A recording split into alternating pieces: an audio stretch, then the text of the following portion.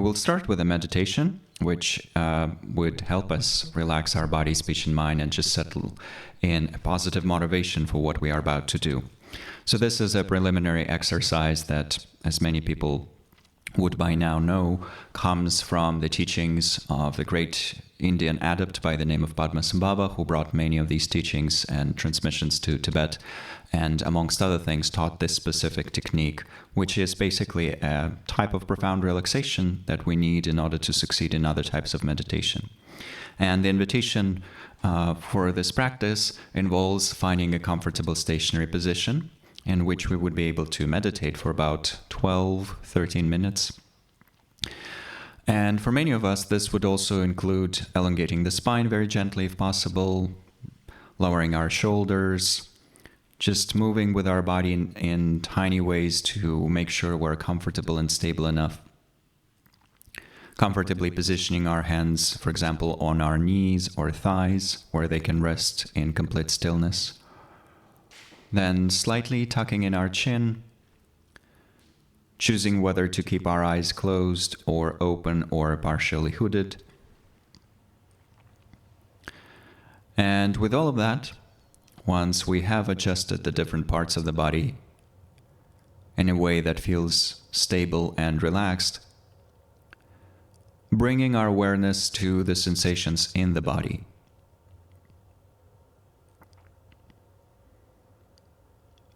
Noticing the contact between our body and the ground.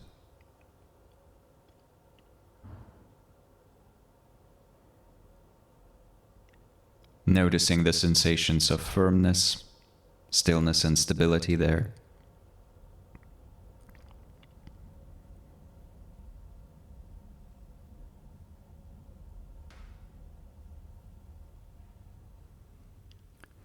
And allowing our body to respond with the process of muscle relaxation. And so, to the degree that's available to us, releasing all types of tension from our feet and toes,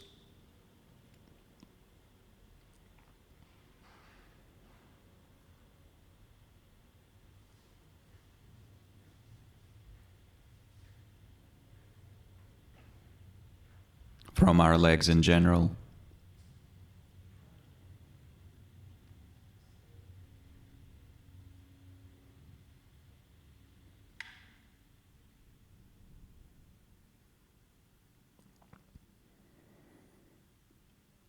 from the pelvic floor and the muscles around our hips,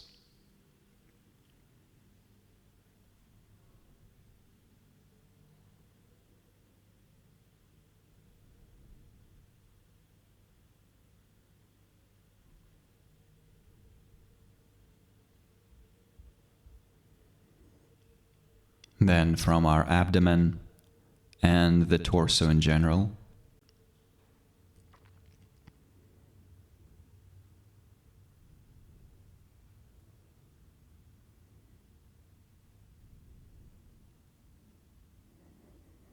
from our shoulders, upper arms, forearms, and hands and fingers.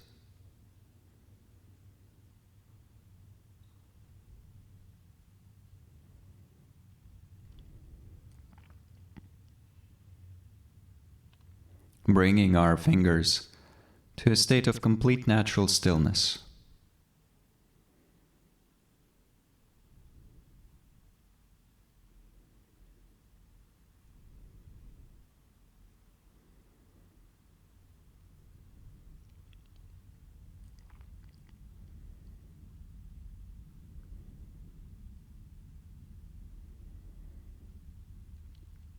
And then coming back to the shoulders,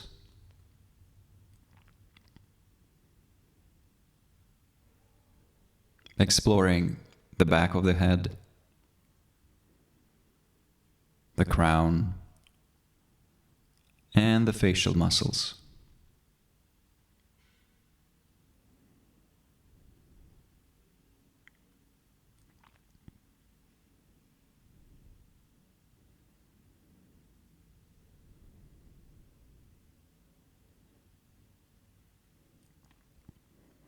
And then extending our awareness to the entirety of the body, and in particular, to the sensations that are accompanying the breath. All the sensations that are changing in the body when we inhale and when we exhale.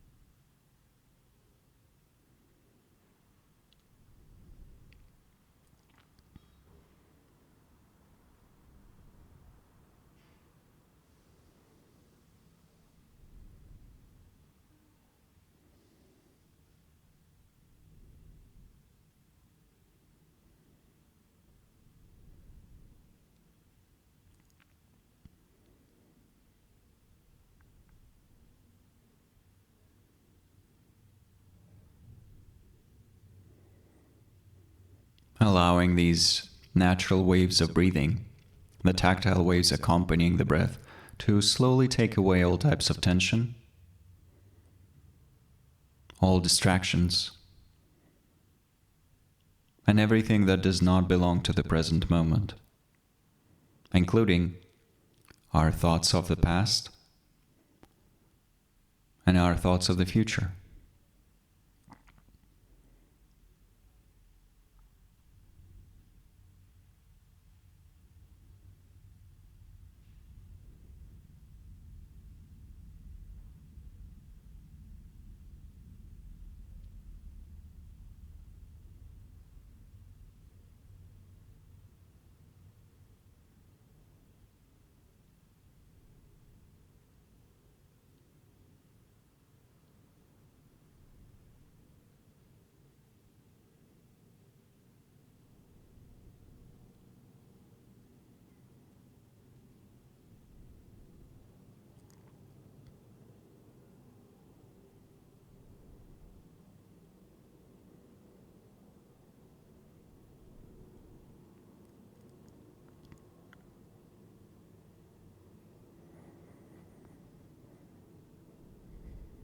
And then with our body resting in this manner, with our mind being more present-centered now, spending some time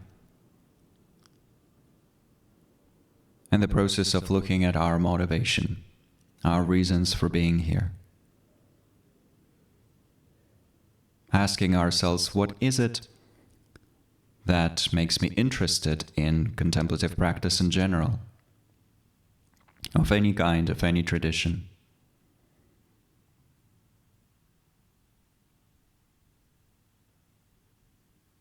What brings me to this quest for greater meaning and purpose?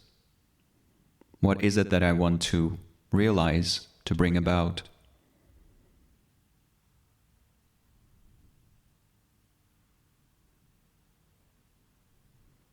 And so in this way, finding our personal most meaningful aspirations related to our psychological or spiritual growth.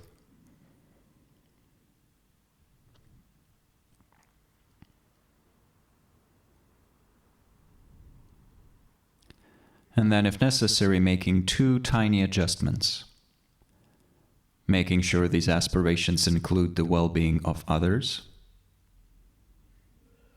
For example, a wish to contribute to that well-being by uncovering our greatest potential.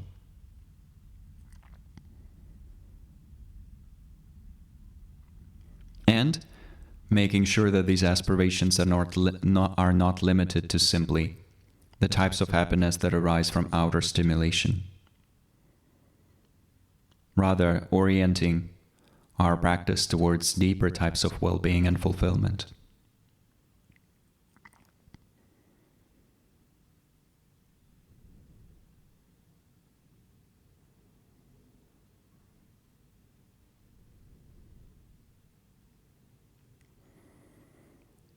And once we have established those aspirations in our mind, once we have generated that resolve, we bring our attention back to the sensations of the body for a little while, noticing its sensations, noticing the process of breathing.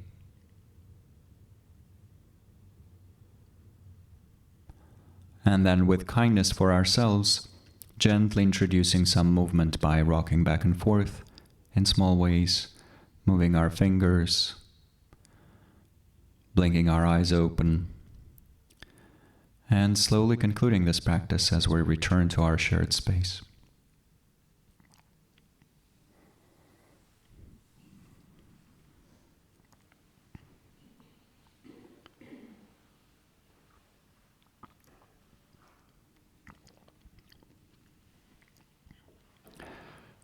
And then in the end of these group meditations, each little guided session, we often do the Anjali Mudra, which is a symbolic salutation to our basic goodness. So welcoming the basic goodness with each one of us. And this theory of basic goodness actually plays a huge role in the conversations about the four immeasurables. Generally, the four immeasurables, apramada, as they're known, apramanya, or appamanya in Pali, are the four potential states that we can experience if we consistently cultivate different types of benevolence, different types of kindness. The basis for cultivating them is said to be our basic goodness, our positive potential, our potential for being kind.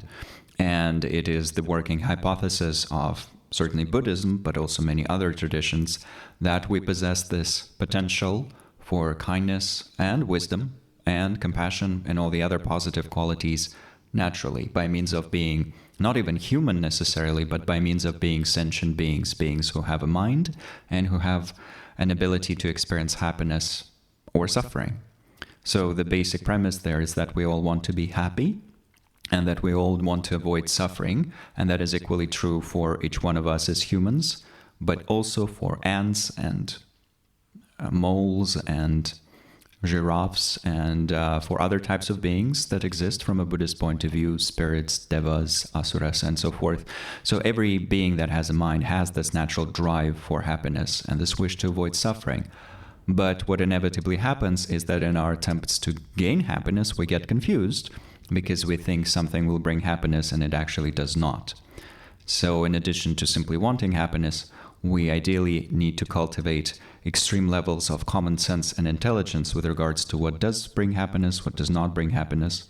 And that intelligence is called wisdom, whereas the wish for all beings to attain happiness, or for ourselves to attain happiness, or for a specific being to attain happiness, is what's generally defined as loving kindness. And all the other immeasurables, the three other immeasurables, are in some ways extensions of that. So equanimity, in particular, comes up sometimes first and sometimes last in the sequence of the four immeasurables. Even though, as we have established in the very first session of this course, and you're very welcome to, if you are interested, look at all the video recordings, listen to all the meditations. They're available for free for anyone who wishes to use them, and the link to all those materials is on the registration page for this course. So, as we have established in that very first session, the sequence in which we meditate on the four immeasurables can actually be completely random sometimes, in that we can start from any one of them. And that's what happens inevitably. Some people have joined this course in the compassion cycle, or in the empathetic joy cycle, or now in equanimity cycle. Some people will join as well, and that's absolutely fine. Any one of them can serve as a beautiful beginning. Or there is also this order in which we first practice loving kindness elaborately, then we go towards compassion, then we go towards empathetic joy, and we conclude with equanimity. Or sometimes we start with equanimity, and we go to loving kindness, then compassion, then empathetic joy. So any order would do, honestly. But whenever we practice these, we receive certain benefits. And it is important in this exploration to sometimes reflect on these benefits for ourselves. So one system that we can use is this fourfold division that Lama and Wallace sometimes suggest. And it's a psychological division, honestly, not Buddhist per se, but it's very helpful, just thinking, what are the benefits that I'm receiving when I'm doing any type of meditation, any specific meditation, mindfulness of breathing, or visualizing something, or observing my body, or cultivating somatic awareness, or relaxing deeply in yoga nidra practices, and so forth. Any type of practice that I'm doing, any type of psychological training, what benefits am I receiving in the fields or in the domains of attention? Am I cultivating my focus, my concentration, my ability to focus on something? What benefits am I receiving emotionally? Is my emotional intelligence becoming stronger? Am I becoming more emotionally balanced? Is this practice making it easier for me to work with my emotions and therefore become more emotionally mature? A valid question that we can ask ourselves with any practice that we do. And then what are the benefits in terms of cognition, meaning how I interpret and perceive reality? So when I look at the people around me, or when I look at society or the environment or myself, is there a turn for a more realistic perception in which there would be a greater recognition of interdependence of things? Am I becoming better at systems thinking, seeing all the interdependent systems, seeing how things affect each other? Am I becoming more clear about all of that? And conation, our ability to desire, to wish, to aspire. Most of these practices are conative in nature. They're training us in specific types of desiring, specific ways to desire, to wish, to aspire. But am I becoming more mature in terms of my desires? Are my desires becoming more wise in their ability to orient me towards greater happiness and bring me towards greater happiness? So valid questions to ask. And ideally, once we have practiced some loving kindness, would be able to say, yeah, loving kindness is helping me to train my attention. That's why it was originally taught, amongst other things. The Buddha taught it as a concentration technique, a shamatha technique, as we call it in this tradition. So it is perfectly useful, it is perfectly valid to use loving kindness as a concentration technique, and it can bring us to highest degrees of concentration, as has been proven by countless practitioners of the past who focused on this specific practice as their main one. And then emotionally, yes, loving kindness can bring us greater emotional intelligence. We can see that for ourselves. So we test it, and then we make a conclusion. Same with cognition, same with conation. So this is just briefly revisiting these different types of benefits that we might receive. And although in one of the sessions, specifically at the end of the talk about compassion, we did look at a traditional list of benefits that the Buddha ascribes to these practices, and he does talk about how they can make our sleep better, our dreams more wholesome, the process of waking up becomes much easier and nicer, our health improves, our face becomes more friendly, we become more dear, more beloved, more attractive to other beings as well. Yada, yada, yada, many different benefits there. Although we can look at traditional lists of that nature and certainly test it all for ourselves, kind of modern day psychological type of questioning is also valid. And this is not the only model we could use. We could use the fivefold model of emotional intelligence described by Daniel Goleman, for example, and see whether in that domain loving kindness is contributing to our emotional self-awareness, our emotional self-regulation, and so forth. It goes through 5 specific points, and each one of them can actually be benefited if we do these practices. So this is all skillful Buddhist marketing, in that whenever a specific practice is taught in the Buddhist tradition, many masters teaching it in their texts on the topic, on the issue, would describe different benefits of that technique. And also say, and if you don't do this practice, well, these are the things that you will be missing out on.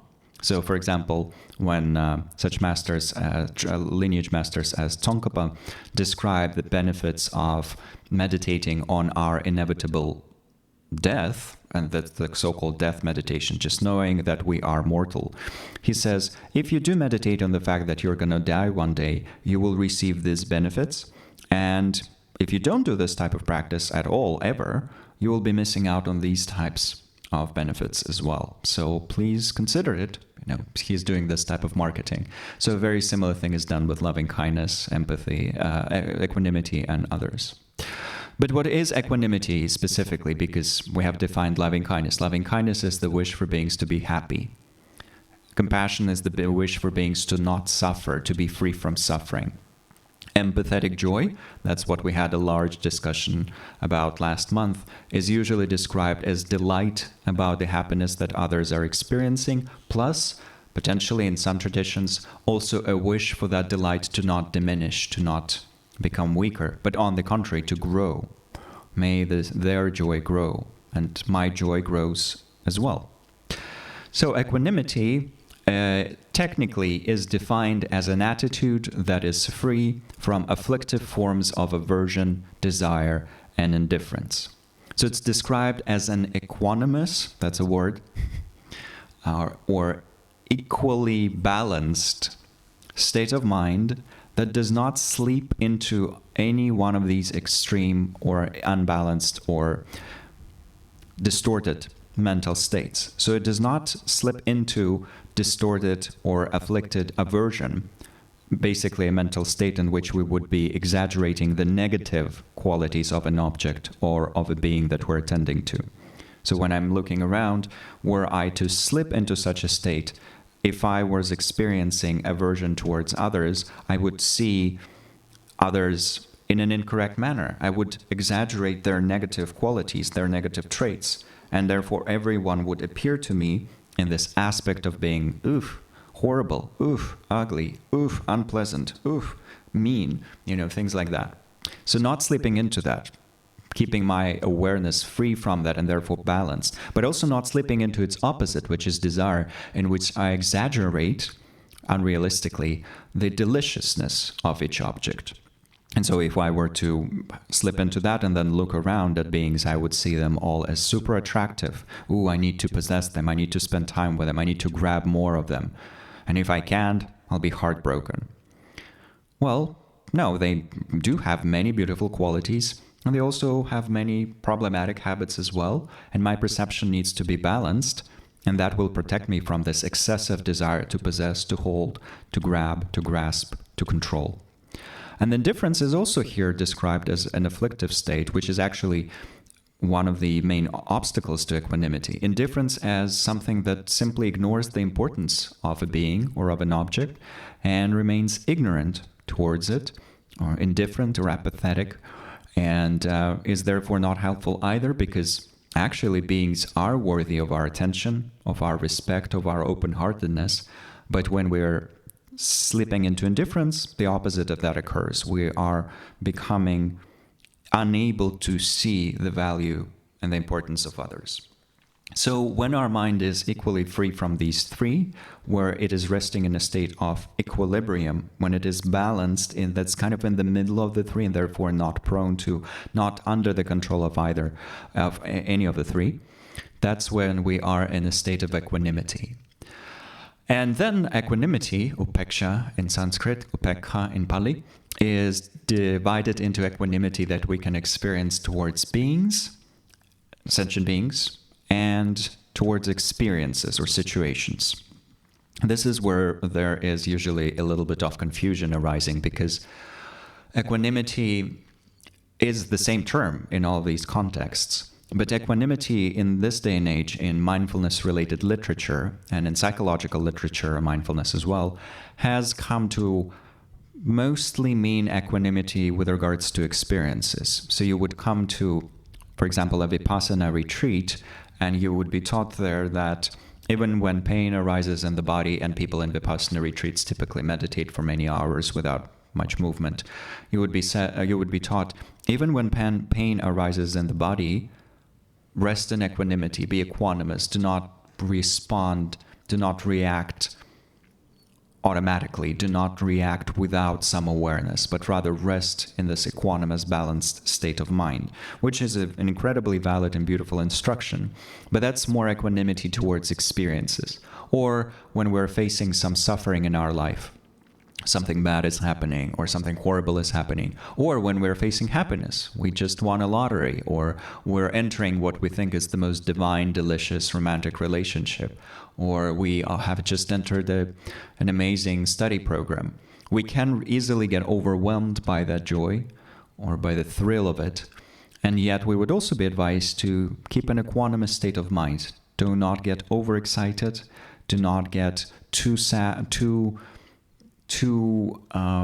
brokenhearted when something bad is happening, but rather maintain that resilience. Do not get overexcited when something good is happening, but rather maintain that balance and clarity. And therefore, once again, remain equanimous. Do not slip into the 3.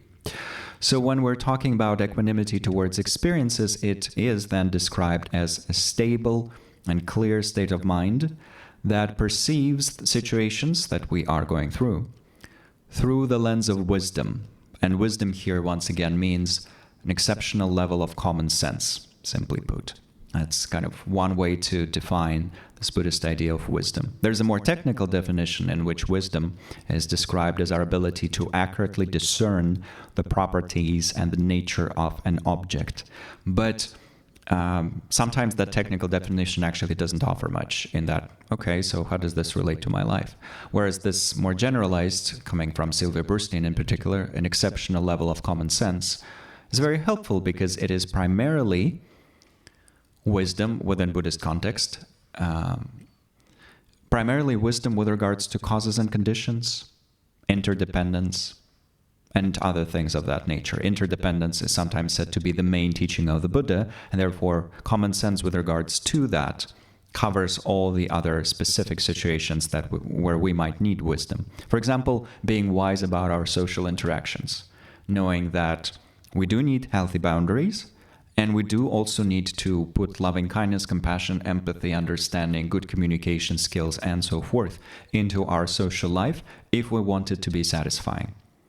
That sounds like a fairly obvious idea, but we live quite often in complete obliviousness to that, in that, wow, I could improve my social life and the satisfaction that it's bringing me and my reputation and the way people see me and the quality of my friendships and my romantic life and so on, and my family life, if I were to apply these different types of emotional and social intelligence to it. Wow, fascinating. Because oftentimes we don't see it, and we literally think, well, maybe if I used some magic mantras, people would start liking me. Or maybe if I become a human pleaser, people pleaser, then they would like me. But the actual fact is, well, no, people pleasing doesn't bring always the desired results, and neither do magic mantras, at least not always. But what does is a valid reasoning that leads us to invest all these types of emotional work into the process.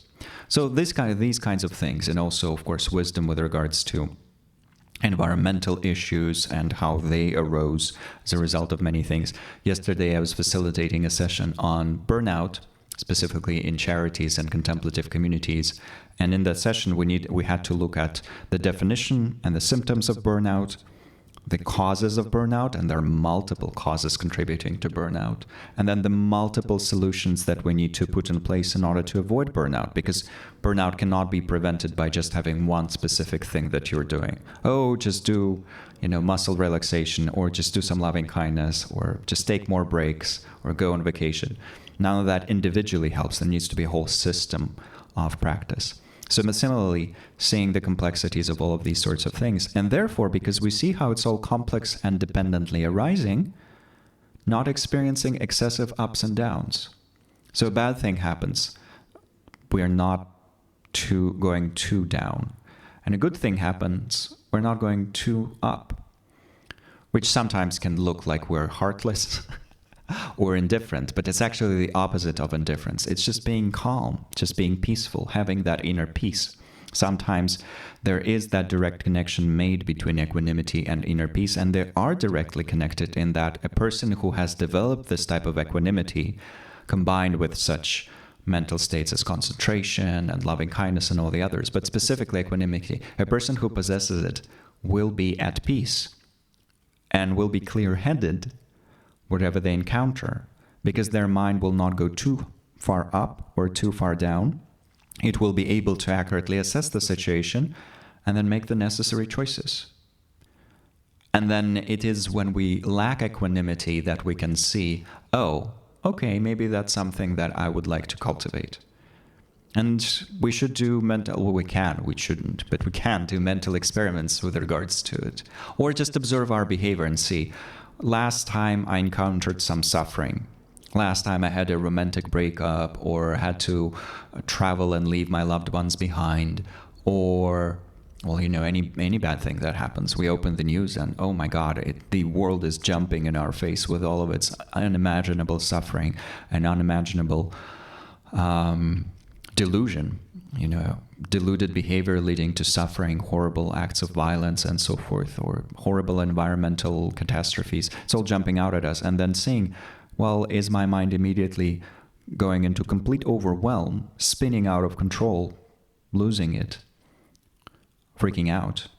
Or am I seeing it all as things that arose dependently and therefore things that can change if some effort is applied? Yes, not everything can be changed within the specific situation, but there are multiple points of pressure that we can apply pressure to, and therefore the overall situation will shift. That's an equanimous view of it. But there are multiple ways of cultivating this equanimity towards situations, which is, by the way, not the main emphasis for this course. The main equanimity that we're going to talk about is the next one, the one with regards to beings. But this one is worth exploring as well, quite powerfully. And there are multiple ways of training in it through cultivating such states as wisdom and the overall framework of emotional intelligence and balance and so on. So one slogan that can be helpful for cultivating equanimity was frequently used by one of the tutors of His Holiness the Dalai Lama, Serkung Rinpoche, who was also his debate partner. The old Serkung Rinpoche, not the current one, who actually has a direct connection to Jamyang and meaning to this specific Buddhist center, but the old one, the previous incarnation of that master. He sometimes, no matter what arose, used to say, well, nothing special. You got sick. Nothing special. Everyone gets sick. You got broken up with. No, nothing special. Everyone gets broken up with. And if they don't, well, that's weird, and we get old, nothing special. We die, nothing special, everyone dies. Which is not a heartless attitude at all. There is compassion, and Serkung Rinpoche was certainly immensely compassionate with regards to each being that he faced. But this nothing special slogan was about us not thinking that our suffering is unique and that our suffering is the most unique suffering there is, which is sometimes what we instinctively start to believe when our vision becomes truly tunnel vision. Whereas it said, seeing the commonality of human experiences and seeing also how throughout our lives we will face many similar things again and again. And then on the basis of that, applying compassion and applying mindful awareness to it. That's a pretty decent recipe for staying balanced, for remaining happy and okay no matter what's going on. And that's Kristen Neff's recipe for the secular form of self-compassion. It consists of these elements of mindful awareness, self-directed kindness and gentleness with ourselves, and a recognition of shared humanity, or the shared nature, the common nature of suffering, in which we say, yeah, well, it's not the first, not the last time that I've gotten sick, or, yeah, everyone gets their heart broken. We're all in this together. Therefore, I will hold it in mindful awareness and apply kindness and gentleness to myself. So in a way, this understanding is also very equanimous. Even though it's called self-compassion, it actually covers equanimity as well in a way. So sometimes it is helpful to train with this slogan, and there's a longer, more elaborate explanation of it on Study Buddhism, which is a wonderful website sponsored by the private office of His Holiness the Dalai Lama, just called Study Buddhism. Well, it's studybuddhism.com, and it is an incredible library of materials on Buddhism in multiple languages, translated into, I think, more than 20 languages, and incredibly rich in terms of offering both information on deepest aspects of Buddhist philosophy and some very basic explanations about what is mind, what is emotional intelligence, and things like that. So there is an article there about nothing special, and I'll add it to the materials for this course. So when we are cultivating this equanimity towards experiences, a slogan like that might be helpful. But then the final thought with regards to this here on the slide, it says, or the Pali tradition analogy of tatra majhatata, neutrality of mind, with a charioteer charioteer who looks on with equanimity at the thoroughbreds progressing evenly along the roadway. So this is an analogy used in the Pali tradition, where a person driving the chariot is looking at, let's say, 3 horses that are used for the chariot, and he's seeing that they're all going equally.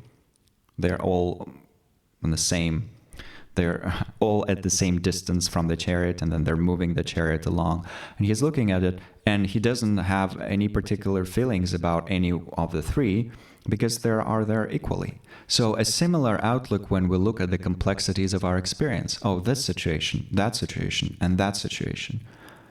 They're all equal, but they're not equal in terms that one of them might be happy, one of them might involve some suffering, one of them might be neutral. They're not equal from that point of view. We're not denying reality, but we're just saying, okay, all 3 of them might leave my mind equally peaceful. That's the state I would like to achieve one day. A state of not being perturbed by these different experiences while still being responsive, compassionate, loving, and doing what's necessary. When someone gets sick, we tend to them. When we get sick, we seek medical attention. When something joyful happens, we rejoice in that. We cherish that. We nourish ourselves with it. We savor it, and ideally, we even share that joy with others. So all of that happens, but our mind can remain equanimous. And then equanimity towards beings is divided into these several categories in these different styles. So first we have the Pali explanations. We primarily see them first in the Pali Suttas, and then in the literature associated with the commentarial lineage, for example, with such masters as Buddhaghosa, Anuruddha, and many others, Upatissa, and so forth. And generally following Buddhaghosa's explanations and then the way it has been practiced in the oral tradition in such countries as Thailand, Burma, Sri Lanka, and so forth. There we see equanimity towards beings defined as wise freedom from excessive grasping that stems from the understanding that all beings inherit the results of their own actions. So it is a mental state that is opposed to favoritism and resentment. So let's give very practical examples of this. Looking at others without trying to control them, with a respectful, open attitude, knowing that everyone is on their own path, and although we're wishing for everyone to be happy with loving kindness, we are wishing for everyone to be free from suffering with compassion. We want for beings' joy to keep growing with empathetic joy. Despite all of that, we're not going to try and control beings. We're not going to try to control beings, to force them into our mold of what we think is right. And that respectful distance, that respectful freedom from excessive grasping, in which we would say, no, you have to live in the way that I prescribe for you. That's the only choice you have. Without that, we're giving them space, because our own mind is spacious. It is respectful. It is non-indifferent, because indifference is the opposite of equanimity. It is warm. It is tender, but it is also spacious. And it is a very interesting attitude to consider. And it becomes especially challenging when the invitation to cultivate this attitude is extended to people who have very close relatives, for example, or very dear friends or romantic partners. That's where it becomes tricky. And indeed, with loving kindness, the trickiest object is the enemy. So with loving kindness, it's easy to wish happiness for our loved ones. It's kind of okay when we're wishing happiness for neutral people we're indifferent to. But it becomes super difficult when we're thinking about the people we hate. Oh, to wish happiness for them? Oh, no, sorry. With compassion, the greatest challenge is to wish freedom from suffering to those who are inflicting suffering. That takes some mental gymnastics. We need to understand that they're bringing suffering because their own minds are deeply deluded. And that delusion is in itself suffering. It is a distortion of the pure and clear nature of their mind. So may they be free from that distortion, and therefore from the tendency to be violent, and therefore free from suffering in general. So that's the mental gymnastics there. With empathetic joy, there's no particular difficulty there except for people we feel jealous or envious of. And those can be in any of the three categories, actually. They can be friends or strangers or enemies. So we flex our mind with regards to that, overcoming that envy. But with equanimity, specifically in this interpretation, the greatest difficulty is cultivating it towards our loved ones. Because it is with the loved ones that we want to control or give advice and see that advice being followed. You have to live in the way that I see as right, as correct, as the only correct one for all beings to follow. So it is particularly tricky for parents with regards to their children. Partners, romantic partners towards each other. But it's also sometimes difficult to have that equanimity towards beings who have different political views that are different from ours. And developing this equanimity does not mean that we'll lose our sense of discernment with regards to such things as politics, social issues, and so forth. No, we still need to think, is this more compassionate than that? Is this more wise than that? Does this political position have greater connection to the understanding of interdependence than any other political position, and so forth? So we still make those judgments. That's on the side of wisdom. But on the side of openness and spaciousness, we then allow for our own heart to be spacious, for the very simple reason of never being able to control the world anyway. We might, until the end of time, want for beings to live this way or that way.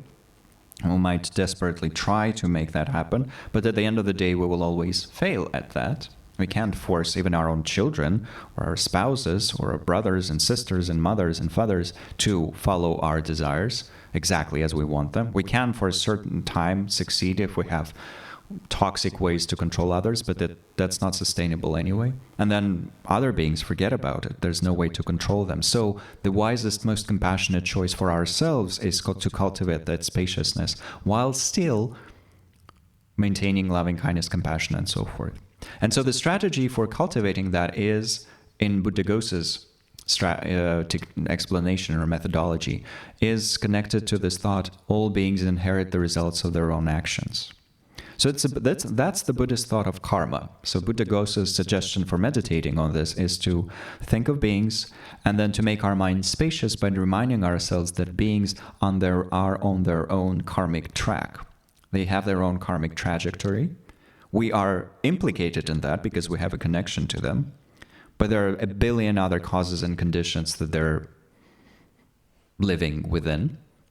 So we can continue contributing positive stuff from our side, sowing positive seeds, but we're not able to fully change their karmic trajectory because it's not ours.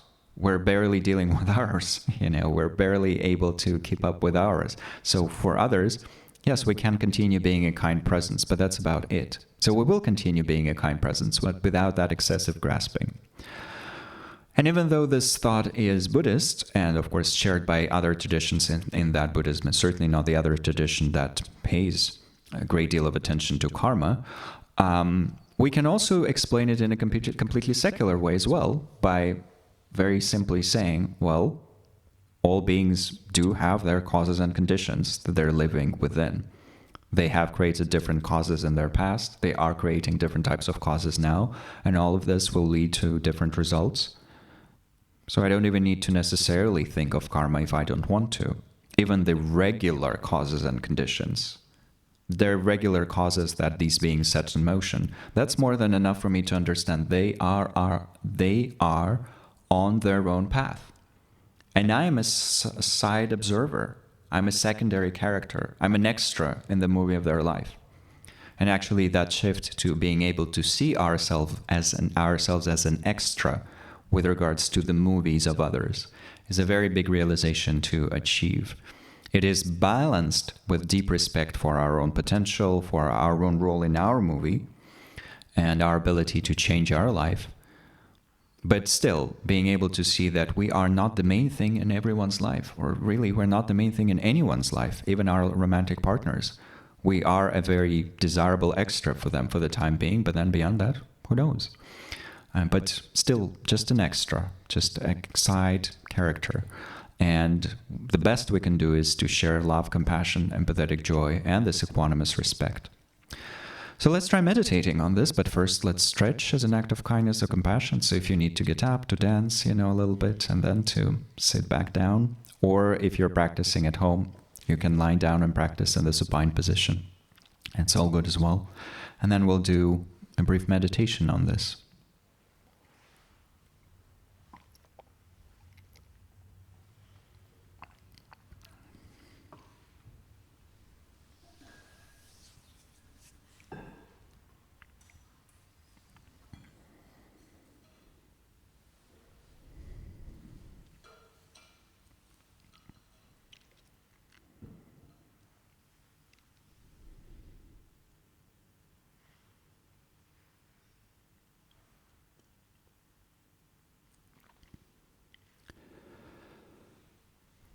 Finding a comfortable stationary position.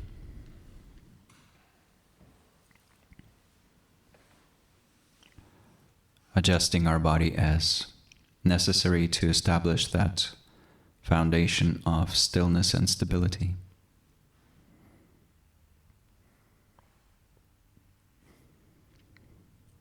And then we begin the actual practice by bringing our awareness to the body. Noticing the sensations of the body and touching the ground with our awareness. Noticing the sensations and the parts of our body that are in contact with the ground.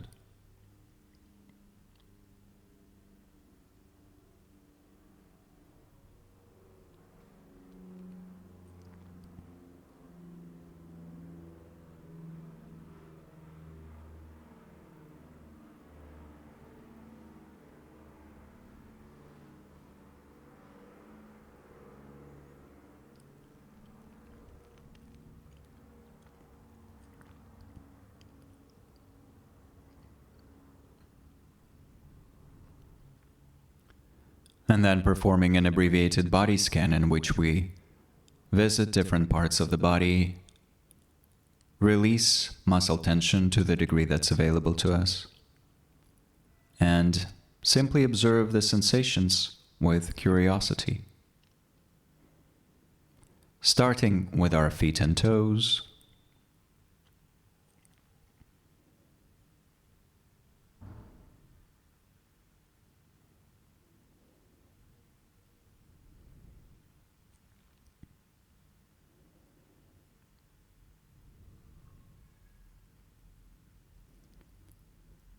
moving to our legs in general, and then our pelvic floor.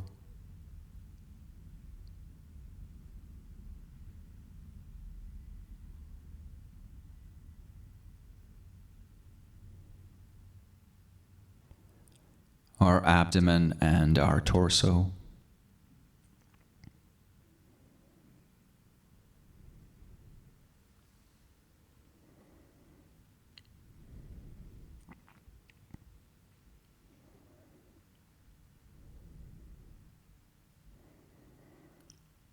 Our shoulders, arms, and hands.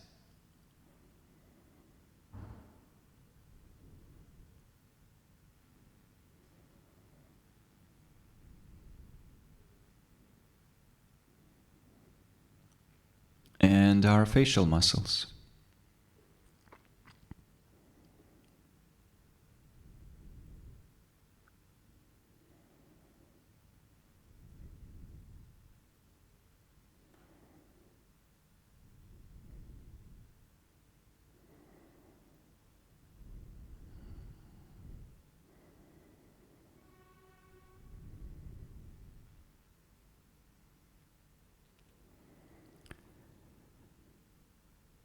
Allowing our breath to move naturally without any control from our side. not trying to hold the breath, to force the breath, to change it in any way.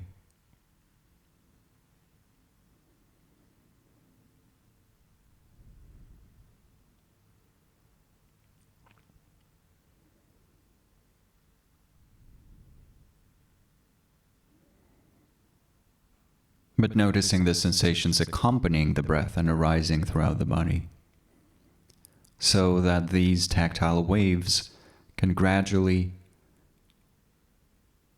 soothe our nervous system, our body, our mind,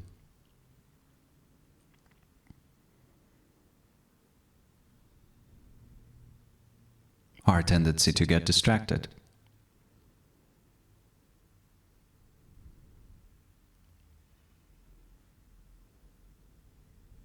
Allowing these waves to gently wash it all away through our attention being focused on the sensations.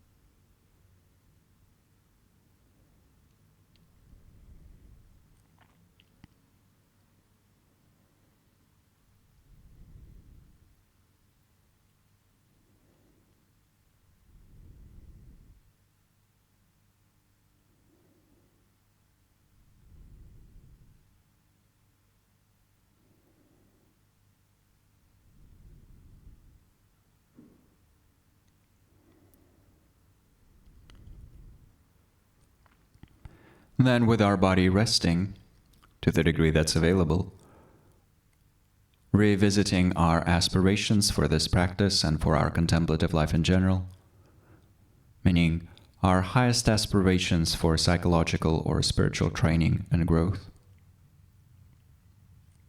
re-establishing that firmly in our mind and strengthening our resolve to fulfill those goals, to realize them.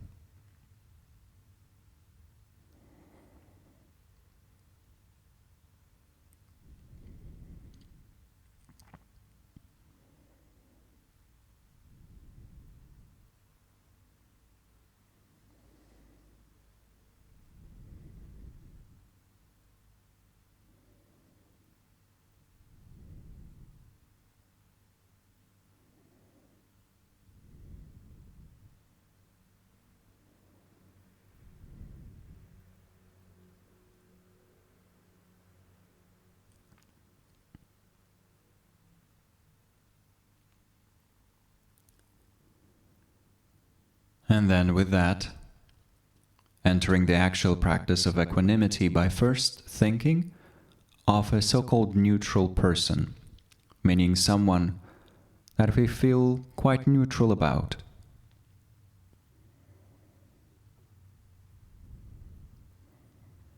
It might be someone in our immediate environment right now, someone we're sitting next to that we don't feel particularly positive or negative about, but it can also be simply a person that we know or a celebrity that does not evoke any specific feelings when we think of them.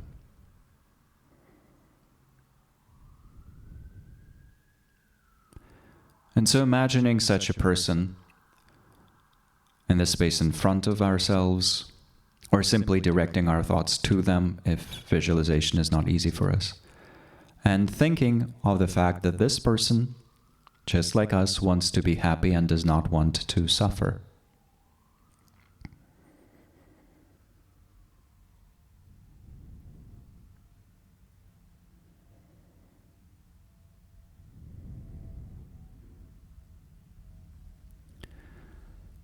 And through noticing that, this foundational drive that they have for happiness, for freedom, we are already establishing that they are a sentient being, and we therefore can respect them, can respect the subjective nature of their experiences, we can respect the fact that they are a being.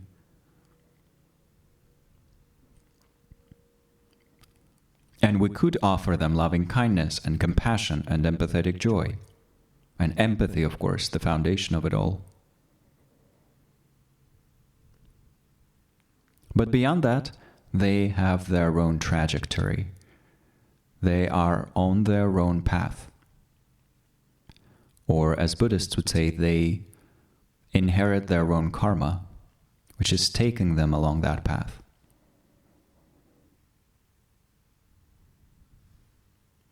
So although I can be a source of help on occasion, although I can be a benevolent onlooker, although I can contribute something positive to their life and to the culture within which they exist, I cannot control them, and I cannot magically bring them to happiness or freedom.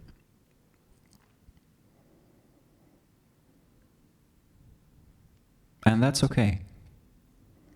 My heart can rest in this spacious, warm-hearted respect towards this being.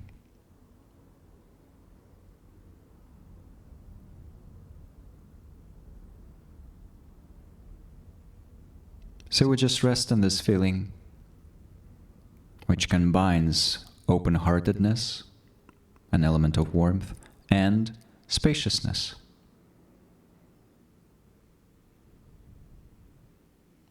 This being has its own path of causes and conditions.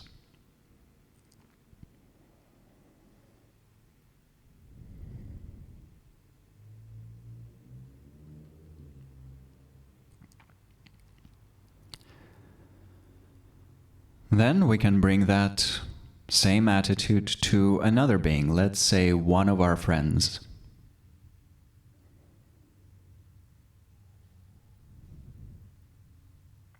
Someone we feel relatively close to.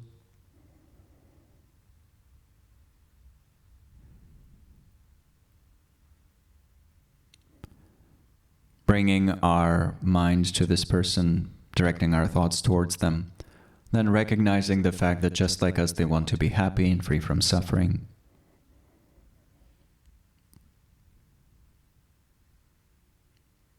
And just like the neutral person that we were thinking of on the previous stage, our friend has their own path.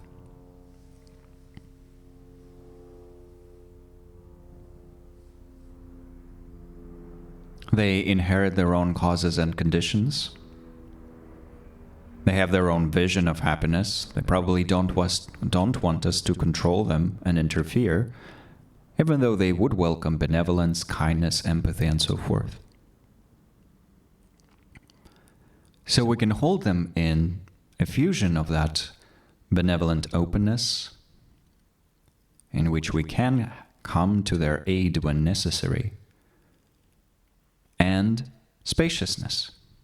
We're not trying to control. We're giving them space. We know they have their own path.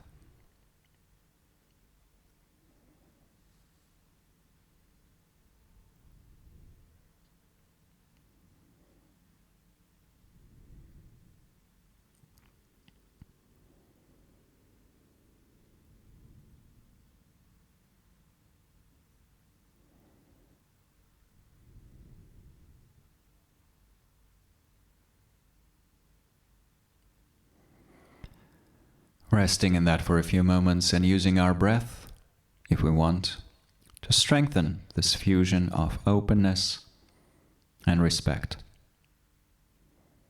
Releasing grasping with the out-breath, strengthening our natural warm-heartedness with the in-breath.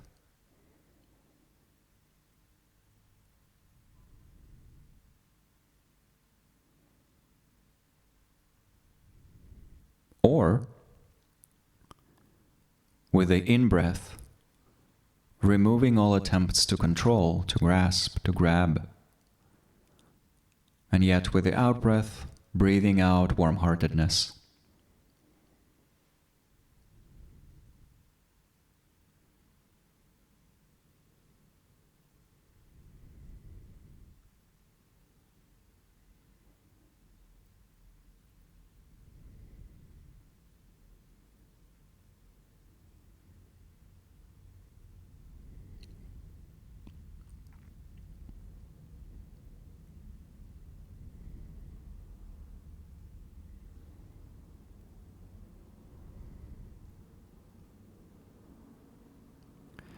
Beyond that, we could then go through more objects, thinking of different friends, of the so-called enemies, meaning the beings that we don't like, and then eventually of all beings. So to seal this practice on a positive note, let's indeed for a few moments think of all beings.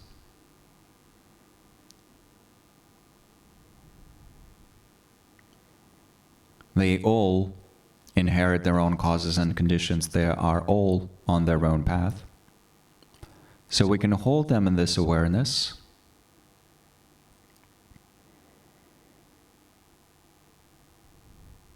and be free of attempts to control while remaining warm-hearted and respectful.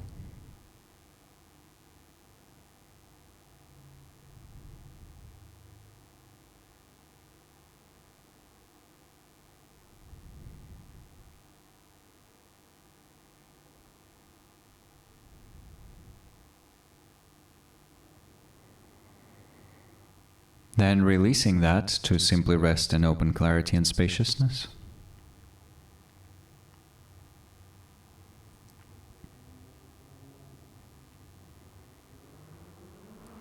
And then coming back to our body to notice its sensations and experiences right now. Mentally sealing the energy of this practice by dedicating it to our highest goals and aspirations, the ones that we visited in the very beginning.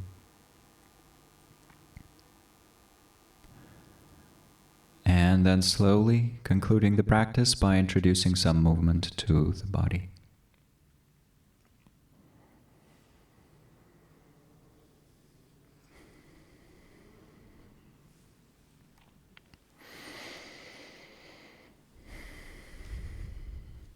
It is in a way a tricky practice. Equanimity in general is trickier than the other immeasurables technically, because for loving kindness, all we need to do is, yes, first establish foundational empathy and tenderness and so forth, but then simply to sit there and wish, may you be happy.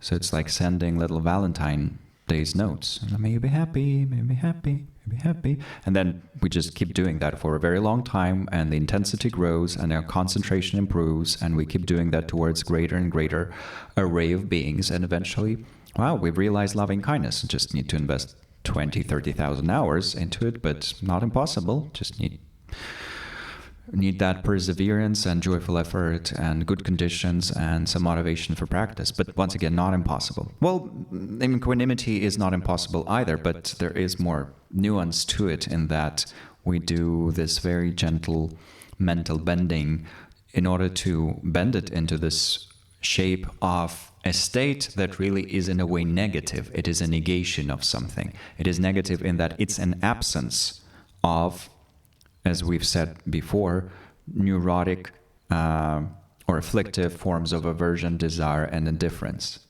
So to arrive at this absence, we need to gently disentangle our mental energy from some neurotic patterns that it tends to fall into, to get configured is. For example, the neurotic patterns of trying to control, or the neurotic pattern of remaining indifferent. So we're gently wiggling our mental energy to try to wiggle it out of these shapes. And this is once again this yogic idea of,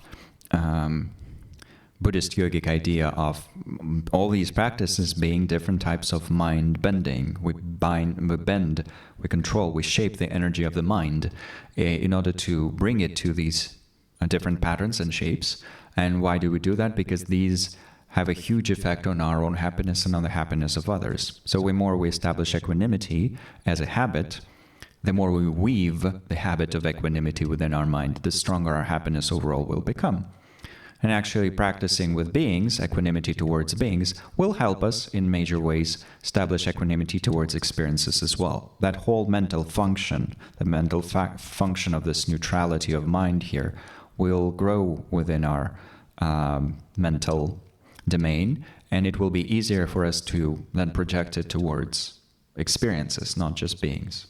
But to do that, we do perform this relatively complex compared to many other types of meditation, dance off having to think, oh yes, they do exist within the continuum of their own causes and conditions. Yes, I can be respectful, but not grasping, not controlling. But I cannot be indifferent either. So gently withdrawing our mind from all these states that are not the one that we want. And the one that we want is simply a type of balance. So it's a fascinating exercise to perform, and even more fascinating when we try to establish this equanimity in the so-called informal practice. So formal practice is what we do on the cushion, as they say, but actually we don't always have a cushion. But basically when we sit down to meditate and we have a timer, and in ancient times they used water clocks, water clocks or sand clocks, and then on some occasions also incense sticks.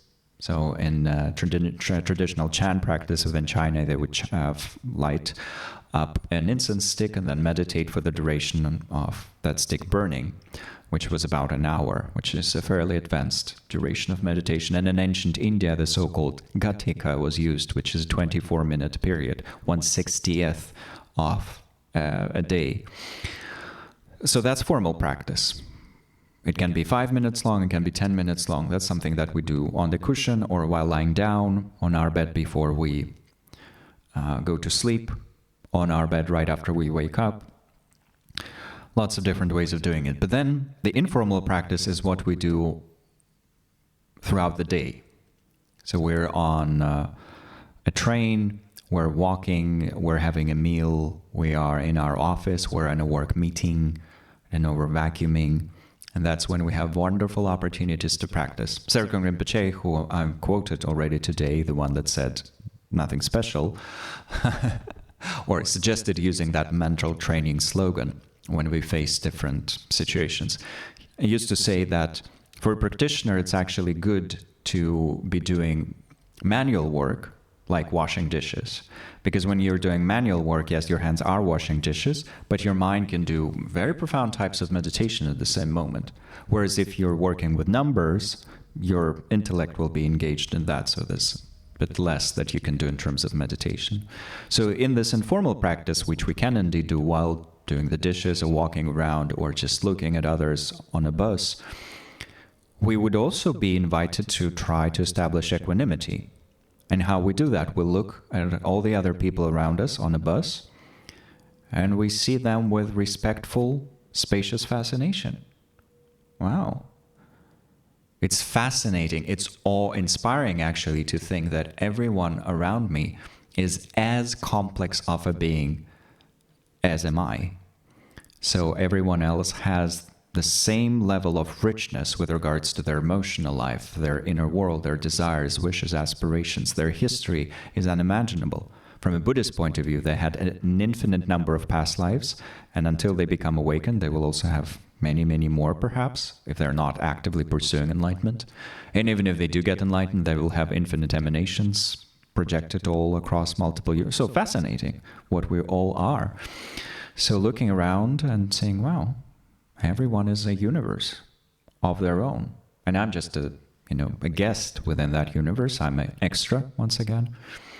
But I can treat these universes not with indifference, not with the violence, hopefully, but also not with grabby, not trying to force them into my molds. But yeah, I can hold them in spacious, respectful awareness.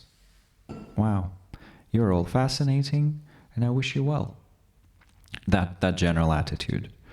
Not yet crystallizing into loving kindness or compassion or equanimity, but just keeping it equal to first build equanimity. Then we can go on to loving kindness and so forth. Or we can train in loving kindness separately. Loving kindness itself, if we go through all the objects, will bring a strong degree of equanimity once we have gone through all the objects powerfully. Or same with compassion, same with empathetic joy. But here, in informal practice, what we're doing is we're once again bending our mind energy, our mental energy, out of grasping, out of controlling, out of pushing away, into, okay, there you go. Just that attitude of, okay, there you go, may you be well. Just that basic level of warm-heartedness is what we can establish and train in in informal practice, within informal practice. So my suggestion would be to experiment with that in little bits and pieces, especially if you're planning on doing this whole month of equanimity meditations and joining the other sessions, or watching these as recordings, or joining on Zoom. Warm welcome to everyone who's watching on Zoom. So yeah, that's the informal way of practicing it.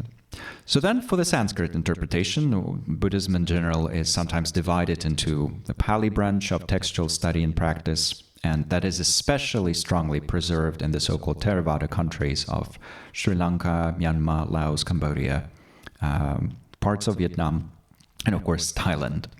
And the so-called Sanskrit tradition, which led to the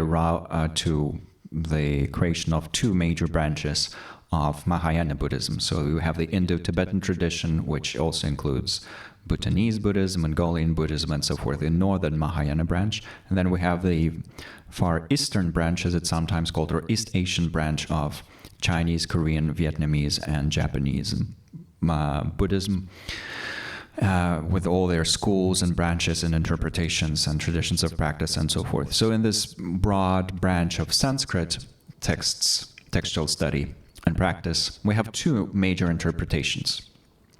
The first one is seeing equanimity as willingness to our own willingness to equally care for all beings without reifying the three categories of friends, strangers, and enemies. So once again, we have seen these three categories before when we were meditating on loving kindness and so forth. So instinctively, we divide all beings in the universe into those we like. Oh, these are my friends. Doesn't mean they're actually our friends. If you like Jennifer Aniston, she's your friend.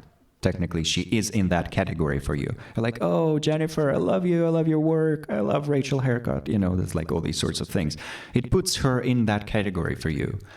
And enemies doesn't mean enemies as people who actually know you and are trying to, send black magic your way, or, be evil to you, or, kill you and your family and so forth. Even though in some cases those are actually enemies, people who actively try to harm us or have done something mean to us in the past. No, enemies are just people we find unpleasant.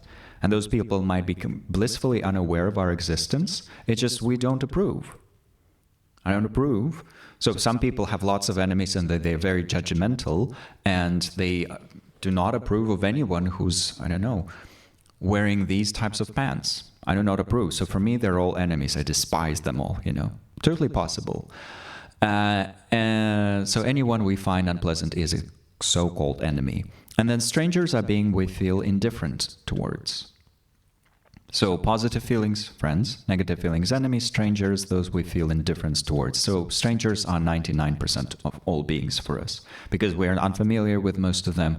We don't care about most of them. We certainly don't care about most animals on this planet, and they're also sentient beings. As in, like, we are not familiar with them personally. We might like our cat, and we might have a vague appreciation of animals in general.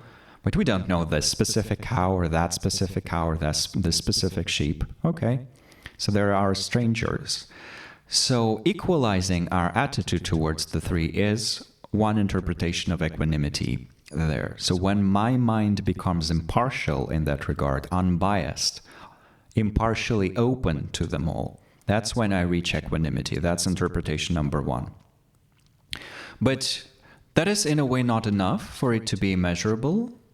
Because if with loving kindness we were thinking, oh, may all beings be happy, if with compassion we're thinking, may all beings be free from suffering, that's immeasurable compassion, when we reach that stage of all beings.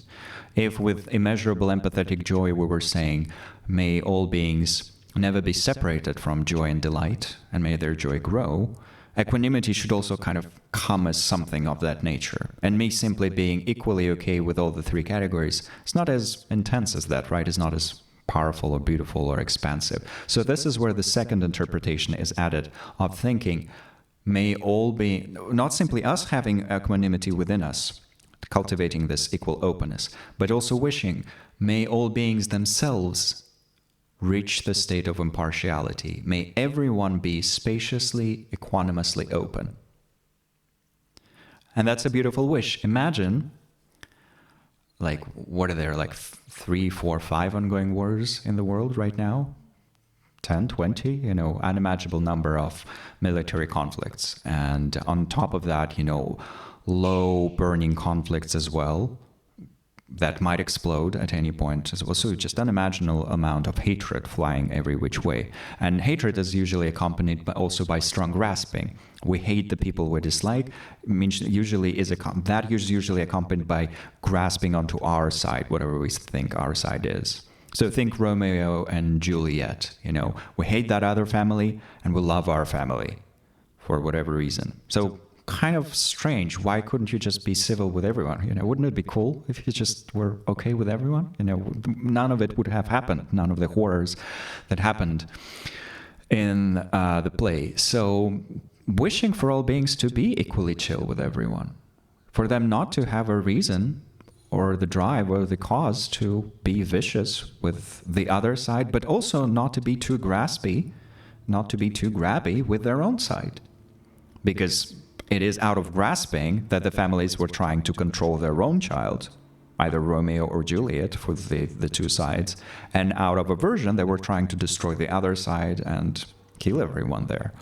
So if everyone was just chill, they would give some space for their children to, explore whatever they want to explore within reasonable, or with some level of common sense, let's say. And they would not have that hatred towards the other side. So it's a kind of an excellent illustration, as it tends to happen with Shakespeare. And yes, we know that the play is super problematic with regards to age that Juliet was at. But beyond that, it's an excellent illustration of the benefits of equanimity and the shortcomings of not having it. So all they needed was equanimity, but they didn't know how to train in it. And now we do. We cultivate equanimity within our own heart by using an analytical exercise that we will be doing together, in especially the ensuing sessions. And then we wish for all beings to possess impartiality. So we just sit in meditation, we establish certain level of restfulness, we settle our body, speech, and mind in their natural states, and then we wish, may I be impartial, or may I be equanimous? Meaning, may my heart open to all and yet be spacious. And then, may my friends be equanimous. And may these beings be equanimous. And may these beings be equanimous. And eventually we wish for all beings to be equanimous. So within that framework, we could say that point one here is sort of a preliminary exercise.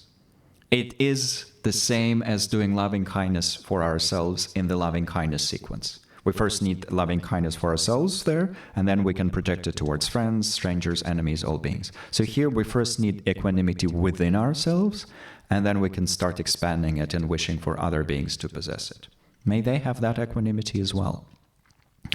So one thing that I also would add there is that there are some additional techniques and tricks there to establish that. And one particularly helpful one, a specific technique that can be used if you find it inspiring, is to, when we're contemplating the three categories, or even when we're wishing for all beings to possess this equanimity, wouldn't that be lovely, to consider the perception of sentient beings that a truly realized yogini, a truly realized yogi would have. And it is, of course, very helpful if you have encountered a truly realized practitioner, or you have at least seen them in documentaries and things like that. So there's no shortage of such sources. You can watch a wonderful documentary about Garchen Rinpoche called For the Benefit of All Beings. And there are certainly many other documentaries and wonderful materials of that sort, for example, on the website of the Meridian Trust, which is a wonderful UK-based charity preserving these beautiful documentaries from across multiple decades of Buddhist history and Buddhist movie making. But For the Benefit of All Beings is a great documentary that shows you a realized practitioner who's gone through multiple years in a concentration camp, suffered immeasurably in terms of physical torture and so forth, and has a completely equanimous, open-hearted mind despite all of that. No PTSD or anything. And a completely balanced, joyful, happy, loving mind. So you think, how would such a practitioner let alone the cosmic bodhisattvas like Avalokiteshvara and Manjushri and so forth. But how would such a practitioner perceive all of us sitting here? So a person who does not have equanimity would go around the room and take umbrage with all of us. Because, oh, well, I don't like his wardrobe, and this person is too short, this person is too tall, this person is too smiley, this person is too gloomy, That's literally how the mind that is judgmental works. It is actually really fascinating, because while some people do have a lot of strangers, do have a lot of people they feel indifferent or relatively neutral about, some people have told me that they actually don't have that to the same degree, and that they usually either like everyone or dislike everyone. And I think they mostly dislike everyone. Because, of course, if we have cultivated strong loving kindness, we would maybe like most people, even though that's not the same. Loving kindness is not the same as liking everyone. But still, that kind of warm-heartedness might arise. But initially, we might feel like, oh, most beings appear kind of unappealing. They kind of appear unattractive, unpleasant. I judge them. I hate them. Go away. Okay. Relax there. So what helps us to relax is this practice of equanimity, in which we imagine a realized yogi or yogini looking at all of us. They wouldn't care about what we are dressed up in. They wouldn't care about our social status, about our skin color, our gender, our age, our political beliefs. They would attend to two things: our potential and our current suffering. So with their compassion, they would want us to be free from suffering, regardless of what that suffering is, all suffering. And with our loving kindness, along with empathetic joy, they would want our potential for happiness to be fully uncovered. They would want us to be immeasurably happy. And within their minds, compassion and loving kindness would be united. So we see physical forms, we see different haircuts, we see different, styles of clothing and things like that. And then we see behavior, we see political beliefs, we see political affiliation, we see passports and all these sorts of things. But yogis and yoginis don't really see that, as in they do with the conventional side of their mind, but on a deeper level, they just perceive that shining core, that radiant, brilliant nature. So as a mental exercise, flexing our mind, we can think, how would I perceive everyone if I had that? Well, I would perceive everyone equanimously. That would be equanimity. Just savoring everyone's potential and wishing for everyone equally to realize that potential. So just trying to change our mind into a facsimile of the mind of a realized yogi and yogini can bring this very powerfully about. And in some cases, more than just simply thinking, oh yes, friends are now friends, but they might become strangers or enemies, so I should be equal towards them, equanimous towards them. And strangers are now strangers, but they will eventually become friends or enemies, or not remain strangers maybe, but still. Good reason to be equanimous. Enemies are now enemies, but some of them used to be friends. Some of them will become strangers. And also, it's all relative anyway, and very, very fleeting and changing. And they all want to be happy, yada, yada, yada. So why need to be equanimous? So that is very helpful. That is a very helpful exercise by sometimes just thinking, oh, how would a realized practitioner perceive all of us?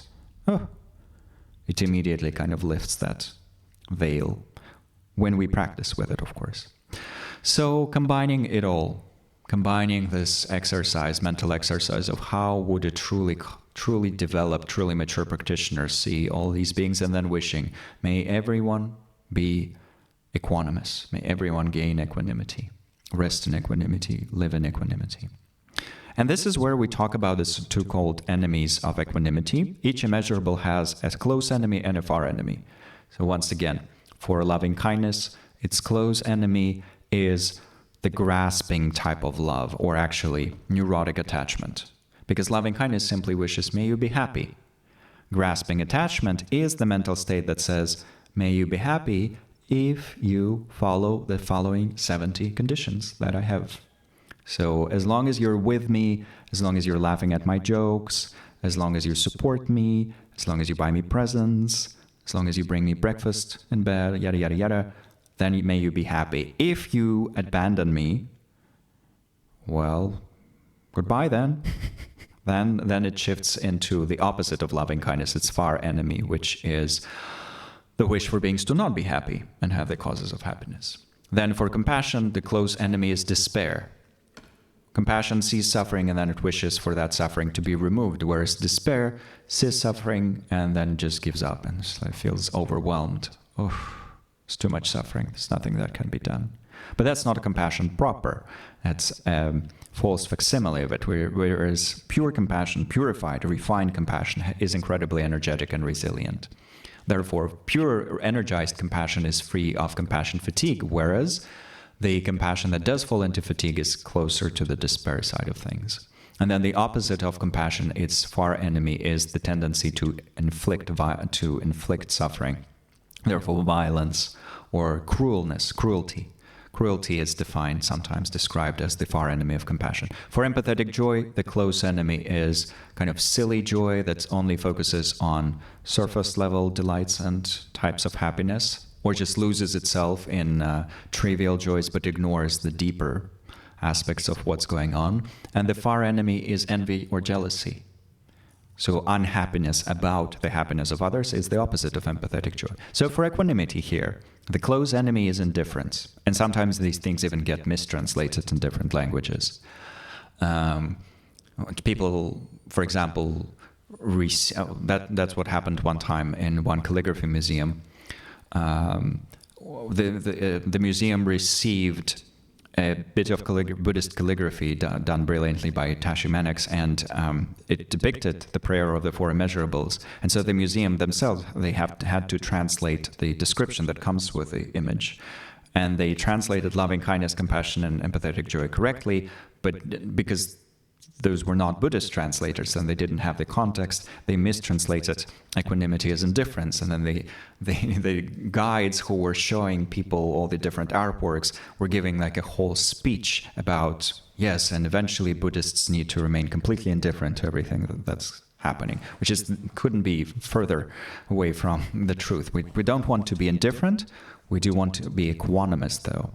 So these are things that are opposed to each other. So actually, when we're meditating on equanimity and we catch ourselves becoming somewhat indifferent, that means we're falling into a trap. We need to drag ourselves out of it. But the far enemy are just these grasping and aversion, wanting to control Romeo or Juliet, wanting to destroy that whole other family. These are two excellent examples of how it works. So we need to equally protect our mind from all three, from indifference, from attachment, and from aversion. And when we're meditating, we will see our mind slipping into one of these states. When we're thinking of friends, it's quite likely that we will start feeling attachment initially. When we're thinking of enemies, so-called enemies, we might feel aversion. When we think of so-called neutral people, and it is recommended in the Pali tradition, in this Pali approach, to begin with a neutral person first. Because with them it is easy to think, yes, they do inherit their own karma. May they be blessed on their way, on their path.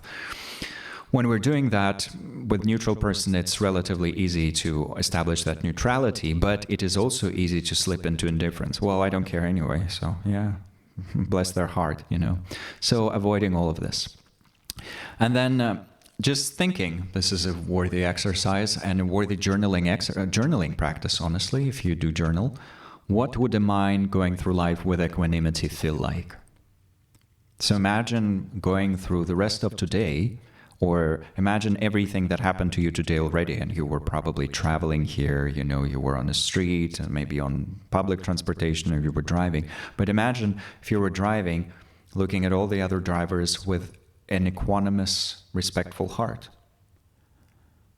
and not seeing them as friends, enemies, and strangers, but rather seeing them as fellow sentient beings possessing this beautiful potential, equally deserving of respect. And yes, that doesn't in any way remove the conventional aspect of indeed driving and making valid decisions about where to drive, and things like that. But the heart remains open and spacious. Wouldn't that be lovely? And then on top of that, it's also helpful to think, how would my life change if I were to possess this equanimity towards all of my experiences? If my mind was resting in this equilibrium. So this is something that is, of course, not only praised in Buddhism. This is also a thing that is quite widely discussed in Stoicism, for example, in that philosophy, which is becoming increasingly popular in this world, in the more secular circles at least, because, yes, wouldn't it be lovely to be equanimous no matter what happens? But once again, not indifferent. Balanced, stable, deeply rooted in reality, but not indifferent, not apathetic. Still able to respond to everything with kindness. So a worthy thing to explore, to dream about, to think about, to journal, maybe even to draw and paint if you want, or write poems. Anything that inspires us to practice the Four Immeasurables is a worthy creative exploration. And then another type of equanimity that is actually listed in some Buddhist prayers and described in some Buddhist prayers. This is from a great master of the 90th century, Jamyang, who was one of the forefathers of the Buddhist Rimé or non-sectarian movement. It was a very influential movement in 19th century Tibet that then spilled over into the 20th century. In this day and age, His Holiness the Dalai Lama is one of the most prominent representatives of this movement. It was a movement in Tibet to work against the sectarianism that arose due to some of the schools having a lot of political power, some of the schools having no political power, where everyone believing their own trajectory is the correct one, and all the other paths are not as cool and fancy. All of that. Sectarianism, basically, which is fairly common for all religions and traditions. And then the Rimé movement insisted upon the importance of preserving all the different traditions that found their way to Tibet, that were established and developed in Tibet, because they all offer valuable tools that are necessary for different types of beings. So some people will have this propensity, so they need these practices and these styles of philosophical explanations. Some have that propensity, so they need those. So losing these different valuable traditions would be a tragedy. That is equanimity actually in its own way. So Jamyang was one of the incredibly realized masters of that movement, one of the three founders, and he has many incredible texts, of course, many incredible teachings, visionary teachings as well. And so in one of the Four Immeasurables prayers that he wrote, the line that corresponds to equanimity says, "And may they realize the equality of all things." And that is fairly uncommon. That is fairly surprising, because in many other variations of this prayer that is recited to meditate on the Four Immeasurables, you would have things like, "May all beings abide in equanimity, free from attachment for friends and aversion to enemies," or something like that. Or, "May all beings rest in equanimity, free from attachment towards those who are near and aversion to those who are far." Or simply, may they rest in equanimity from attachment, aversion, and ignorance. Okay, but here he says, "And may they realize the equality of all things." Very interesting statement. How is that going to lead us to actual equanimity? Well, he's not saying that randomly. He is giving us a meditation instruction. So if we can go there, we would very profoundly establish equanimity. So imagine ourselves first. May I realize the equality of all things. What does it mean? It does not mean that the cup is equal to a table, and then to my bag, and then to this blanket here. And I can equally use it all as cups or as bags or as tables. No, they all serve different functions. So conventionally, there's difference between these types of phenomena. And similarly, it doesn't mean that in terms of our social connections, I can perceive my relatives and my closest friends and a complete stranger on the street in the same way and treat them in the same manner.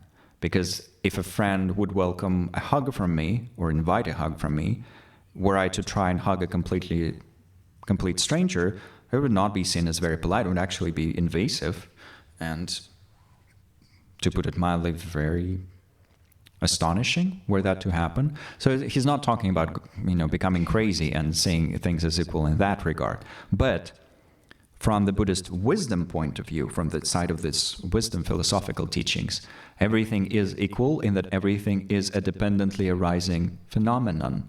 Everything arises as a result of causes and conditions. And beings arise due to causes and conditions. They exist, maintained by those causes and conditions, and they evolve due to causes and conditions. And if we were to understand that, we would be more open towards the fact that right now, due to causes and conditions, they might be harming others, because due to causes and conditions, their mind is currently deluded. Okay, I can hold that in awareness and still recognize their deeper potential, knowing that one day causes and conditions will lead them all to full awakening as well. The beings who are now delightful are delightful due to causes and conditions. Causes and conditions may keep them delightful for me, or they may turn them into beings that I would be less delighted by. So understanding everything as being as a result of interdependence, and eventually as being a display of our deeper awareness, of our primordial awareness. That's the deepest way of perceiving it, but we're not going to go there yet. Meditating on it all from this wisdom side will bring equanimity towards beings, will bring equanimity towards experiences, and will bring immeasurable equanimity because we want for all beings to have this. This is where Buddhists would talk actually about a karmic loop. Karmic loop in that when we wish for all beings in the universe to be equanimous, when we want for everyone in this world to be equanimous, our own mind becomes equanimous. Because we are constantly focusing on this thought, may they all be equanimous, so our own mind becomes equanimous. Garchen Rinpoche, this incredible yogi that I've mentioned who spent many years in concentration camp and is still an incredible example, loving kindness, compassion, and so forth, says sometimes that when we pray for the world to change for the better, what ends up happening is that our own mind changes for the better. Why? Well, let's imagine that I pray for peace every day, which I think is a very worthy way of training my cognitive function, my cognitive energy, bending my cognitive energy into a wish for universal peace. Where does peace come from? Well, from peaceful minds that are relatively enlightened. Not maybe fully enlightened, but they need to be relatively aware of all the good stuff and how to maintain it. So I wish for everyone to gain that clarity and that compassion and love, and therefore to bring peace, right? But the more I do that, the more my own mind becomes peaceful and peace-oriented, because these are the things that I establish in my mind as valuable, important, necessary. So it forces my own mind to bend itself into a peaceful configuration, if I'm doing this sincerely and correctly. Of course, I could also be just saying the words but not really meaning it, but that's a completely different story. So here, I'm saying, may everyone realize the equality of all things. May they all arise at this highest equanimity of actually being incredibly wise about everything. And then it flexes my own mind, forces my own mind to assume the shape of this wise equanimity as well.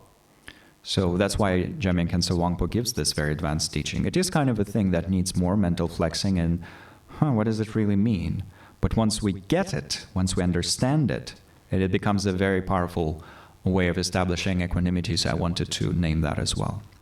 And then coming back to our two favorite authors with regards to the four immeasurables that I've been quoting from quite a lot in this course, Jamyang and Lobsang Tenpa, two interconnected masters primarily associated with the Nyingma tradition, but they've influenced many other movements as well.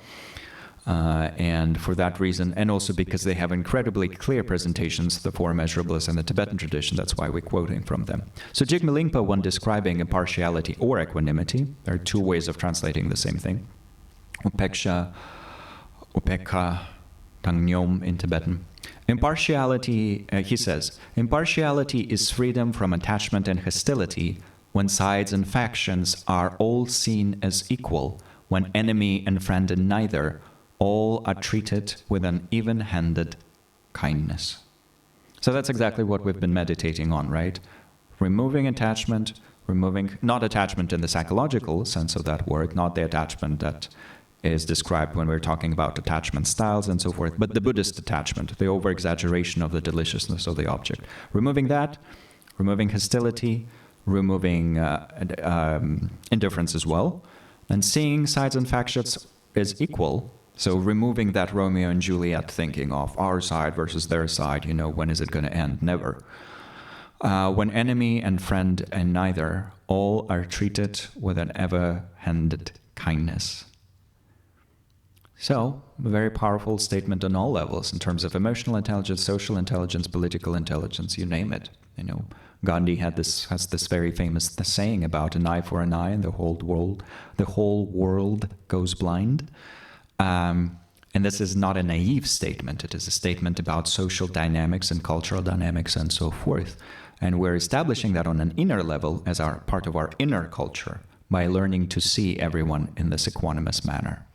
And then Longchenpa. So this was a quote from Jigme Lingpa from his Lamrim by the name of Treasure of Precious Qualities, an incredible text that His Holiness the Dalai Lama recommends highly to those who are on the Nyingma path. And then Longchenpa, who was Jigme Lingpa's great source of inspiration, kind of his great guiding star. In wanting to be happy and to flee their pains, all beings are the same. And yet, in their confusion, they contrive the causes of their suffering.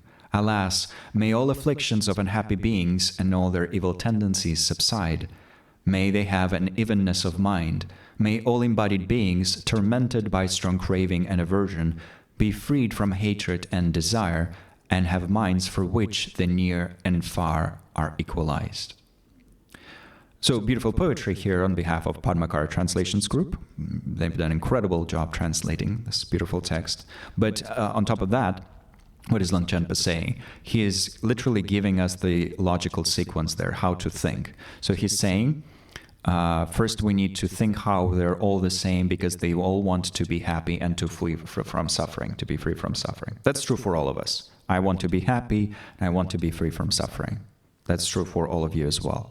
If you have a headache and I've have a headache, we're absolutely equal in our wish to be free from headache. But then what happens? We are confused. I know, certainly I am. And then I create causes of my own suffering. I think I'm moving towards happiness, la-di-da-di-da, and then I actually move towards suffering because I'm stupid. I'm thick as a post, and I create causes for my own suffering. And then I say, oh no, how did this come about? And then to a Buddha, or to a Garjanan, but you're actually probably most of you, it's quite obvious how it came about. I did stupid stuff, but for me it's not obvious because I was confused in the moment. Maybe I'll become clever eventually through exercising my wisdom, but in that moment I was dumb. I did dumb things, and then I created the causes for my own suffering by ignoring the interdependent nature of things, ignoring the dynamics of things, ignoring the fact that causes lead to conditions. So I need to create wise causes and avoid bad causes. But I was not doing that, so I created causes of my conditions. That's sad, that's not good. So he's saying, alas, that's not cool.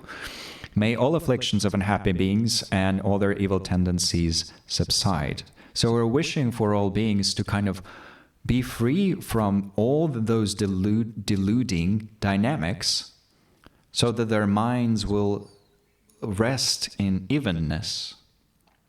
And especially for embodied beings, so everyone we're seeing around ourselves, including enemies and including animals, but of course especially humans, who have more destructive power, more than any animal that we're familiar with. Because humans are so powerfully tormented by strong craving and aversion, so where they try to grasp and control or destroy and chase away, may they immediately be free from this hatred and desire so that their minds would equally open to everyone. So that's how we meditate. He's describing this meditation and the sequence of thoughts that we apply there. May everyone's mind become free from all these delusional patterns. Oops. So then the next one is also from Longchenpa, from a slightly different part of the same text.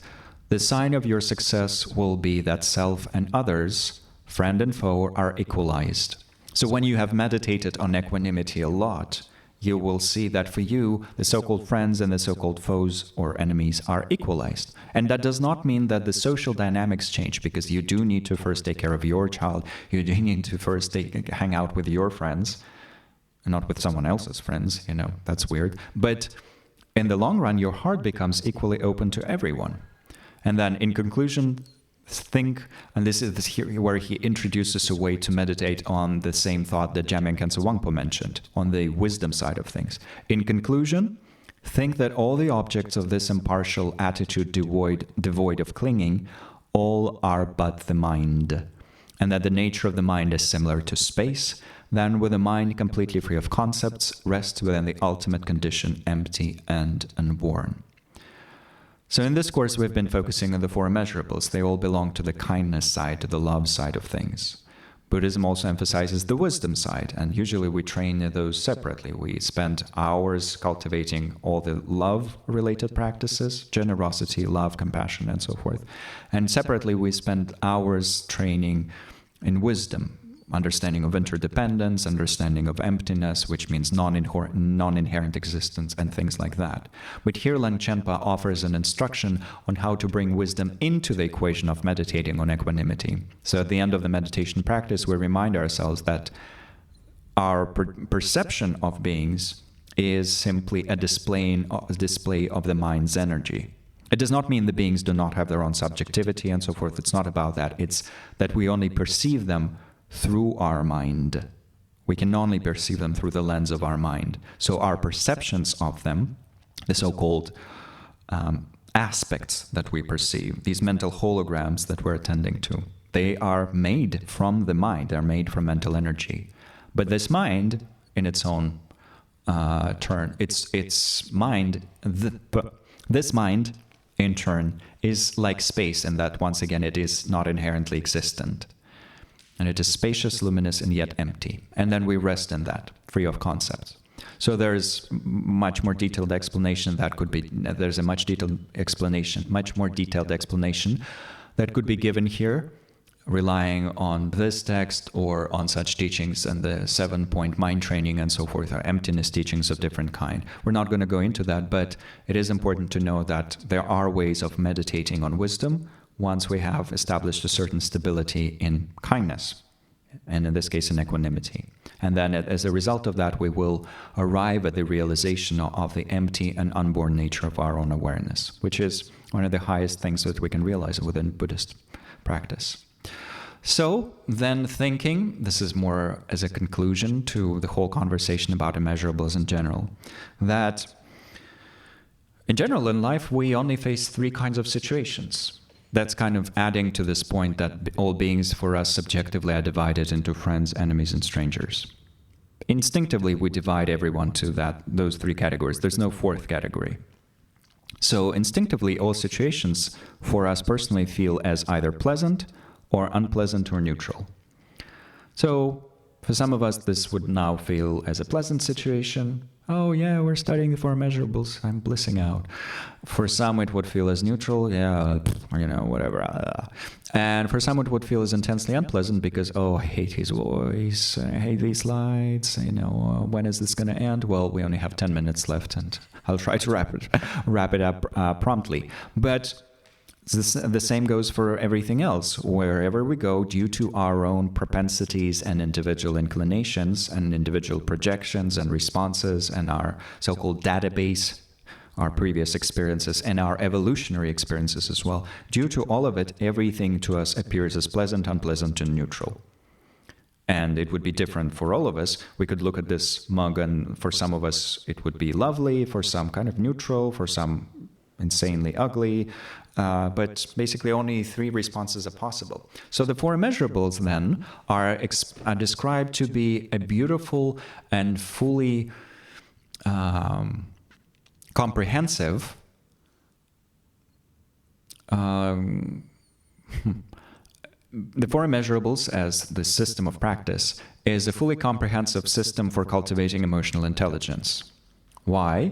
Because they represent 4 perfect responses to any situation. In general, we need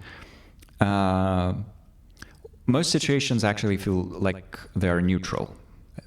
So we're on a train, yeah, well, it's kind of neither here nor there. We're just walking, okay, it's neither here nor there. Not particularly pleasant, not particularly unpleasant. So in most of these neutral situations, we would have loving kindness, which is an aspiration for greater happiness. So let's say we're just walking, it's kind of neutral, and in those moments we can, for ourselves and for everyone else, wish for that greater happiness, radiating loving kindness. But then let's say we trip, we fall over, we scratch our palm or our elbow, on the ground, so we're experiencing some pain, some suffering. That's when it is appropriate to use compassion. May I be free from suffering. Actually, may everyone be free from suffering. So we radiate that boundlessly. But then later that day, we win a lottery. We just won £1 billion. Wow. So we're experiencing a certain element of joy. Oh, that's nice, £1 billion. And that's a moment for empathetic joy. That's a moment to savor our own joy and to savor the joys of everyone and to wish for all that joy to grow. And actually, even if it's not us winning £1 billion, maybe we just see someone having a nice day, or two friends having nice, pleasant conversation and enjoying each other's company, or someone just sitting in the sun and enjoying the sun with a blissful smile on their face. We can see that, feel an element of delight within ourselves, delight more in their delight, expand that delight towards everyone who's now being delighted in any sort of good-natured way, wish for all of that joy to grow, and then just rest in empathetic joy for a little while. Or find empathetic joy, as we have been discussing it, in our own basic goodness, in which case we don't even need a specific cause for it. It just, the basic goodness is there, so we can dive right into that. And then in all of these, we would need a certain degree of equanimity, because we don't want to be overwhelmed either way. We don't want to lose ourselves in this trivial type of joy that is the opposite of empathetic joy. We don't want to go into despair, which is the opposite of compassion.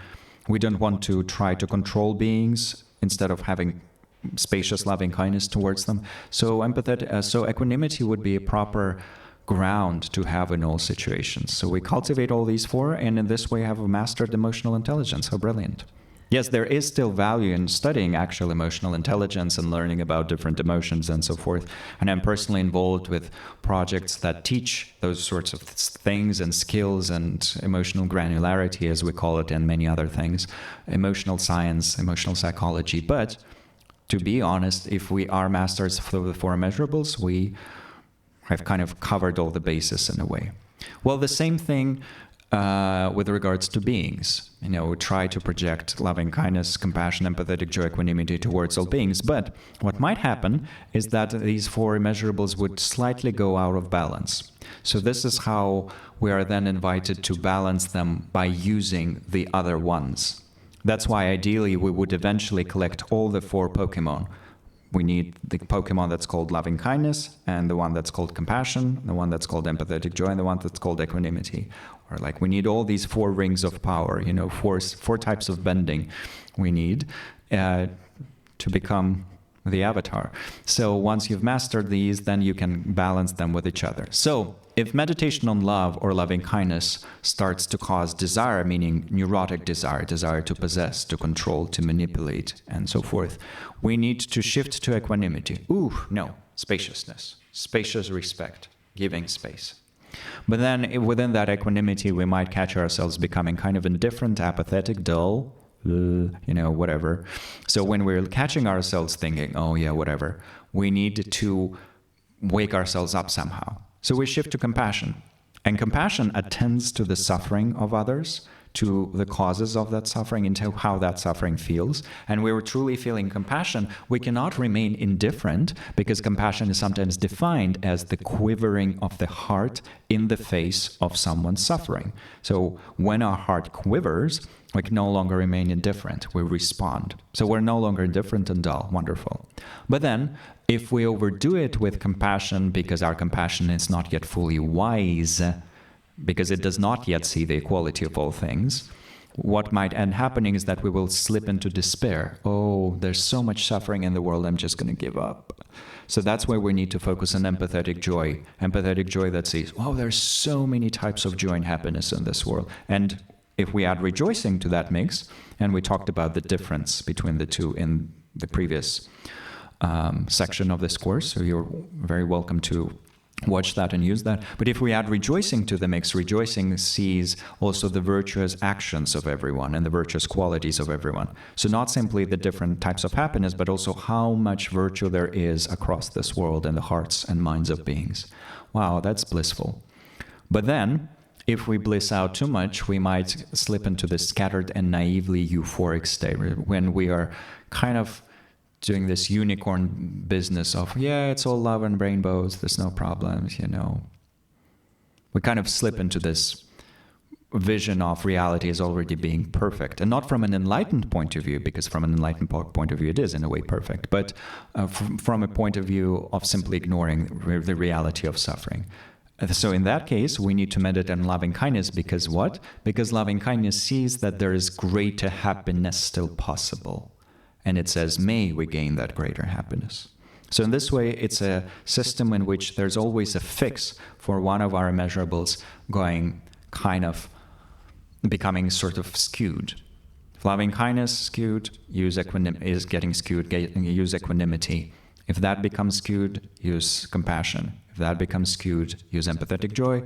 To keep that healthy, practice loving kindness. That's why we need all the 4 skills in the long run. But there are wonderful ways to collect them within our system. And if there's one thing that we take from Buddhism, in addition to maybe mindfulness of breathing or something like that, that's already incredibly powerful. And of course, it's not exclusively Buddhist, because Patanjali does talk about it in the Yoga Sutras as well. He doesn't elaborate on that in the same degree that Buddhist masters did, but the foundational idea of these 4 states is there. So from that point of view, they're universal and universally applicable. So the final wish is for all of us to keep growing these in our heart, and we will meditate on equanimity for 3 more sessions. So please join if you feel inspired on Zoom or in person.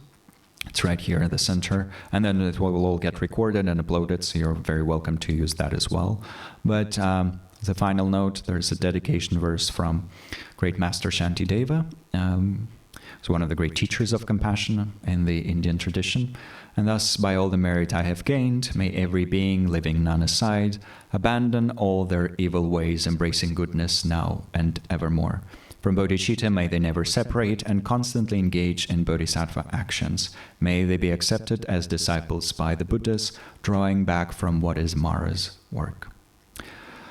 So from that point of view, thank you very much. May our hearts be always full of loving kindness, empathetic joy, equanimity, and compassion, and wishing you a beautiful weekend as well. And thank you so much for joining us online or in person. And deep bows of gratitude to Mircea for providing us with very competent technical assistance today. Thank you.